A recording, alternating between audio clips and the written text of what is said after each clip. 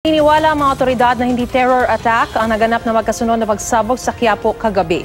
Hindi rin daw ito konektado sa pagsabog na naganap noong April 28. Ang mainit na balita hatid ni Von Aquino.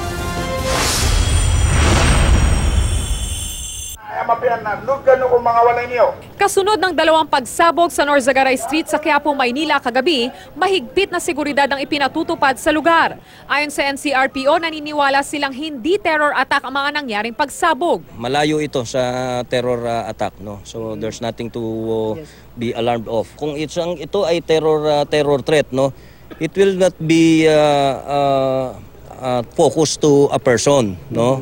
Basically, kung talagang terror threat yan, lalagay sa sa mataong area, sa public area, no? But this one is a package, no? So ibig sabihin, it is meant for somebody.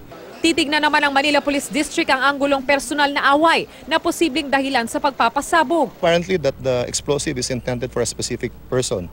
So there was a evident premeditation that he is being targeted for this particular act. So our investigation is now concentrating on that information. Inaalam pa ng mga pulis kung anong klaseng pampasabog ang ginamit at kung saan nanggaling ang ikalawang sumabog. Dalawang testigo na raw ang hawak ng mga pulis, pero nilinaw nilang hindi itinuturing ng mga suspect ang mga ito. Kinuha naman daw ng mga otoridad ang pangalan ng lahat ng tenant sa gusali na katapat lang ng pagsabog at isa sa ilalim raw sila sa pagtatanong ng mga pulis.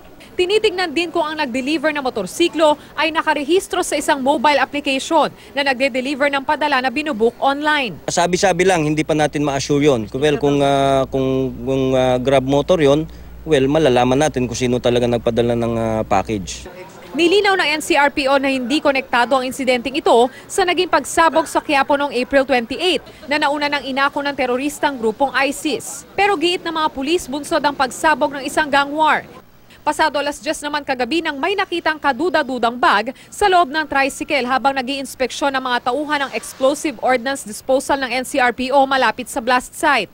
Dito nagsagawa ng render safe procedure ang EOD at nagpasabog ng controlled explosion sa pamamagitan ng tubig gamit ang ICOR caliber MK3 robot. Para bumukas yung backpack at malaman kung anong laman nun. Parang tubig ang ginagamit doon. Tinignan yung laman, wala naman siyang laman. Ayon sa MPD, mananatiling naka-lockdown ng lugar habang patuloy ang post-blast investigation. Von Aquino, GMA News.